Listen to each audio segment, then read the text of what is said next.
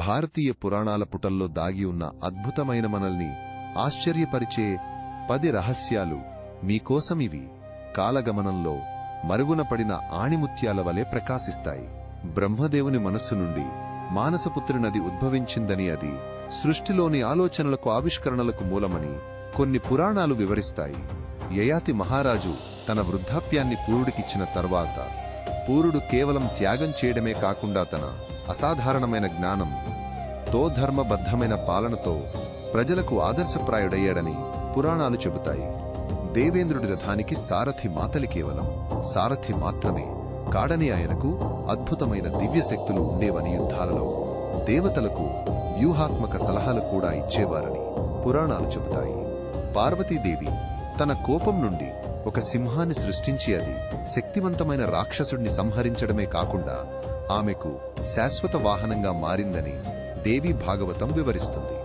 రావణుడికి ముందు పుష్పక విమానం కుబేరుడిది అని తెలుసు, కాని అది దేవశిల్పి విశ్వకర్మ తన సృష్టి సౌందర్యానికి ఆశ్చర్యపోయి కార్చిన ఆనంద బాష్పాల నుండి ఉద్భవించిందని కొన్ని పురాణాలు వివరిస్తాయి.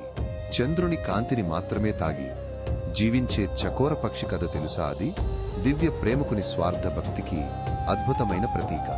భువనేశ్వరీ దేవి కేవలం ఒక దేవత మాత్రమే కాదని, ఆమె విశ్వానికి అధిపతి అని, ఆమె శరీరమే సమస్త బ్రహ్మాండమని, ప్రతి లోకానికి ఆమె మూలమని చెబుతారు. దధీచి మహర్షి భార్య సువర్చల తన భర్త లోక కళ్యాణం కోసం దేహత్యాగం చేసిన తర్వాత ఆయన చితాగ్నిలోకి దూకి ఆమె పతివ్రతత్వం వజ్రాయుధానికి మరింత శక్తినిచ్చిందని పురాణాలు చెబుతాయి. రామాయణంలో శ్రీరాముడు నివసించిన పంచవటి కేవలం 5 చెట్ల సమూహం కాదని, అది పంచభూతాలకు పంచ ప్రాణాలకు ప్రతీకగా నిలిచిన ఒక దివ్యశక్తి క్షేత్రం. దేవలోకంలోని ఆకాశగంగ కేవలం ఒక నది మాత్రమే కాదని, అది సృష్టికి పూర్వమున్న ఆది ధ్వని ఓంకారానికి ప్రతీక అని, ఆ ధ్వని నుండి సకల వేదాలు ఉద్భవించాయని పురాణాలు వివరిస్తాయి.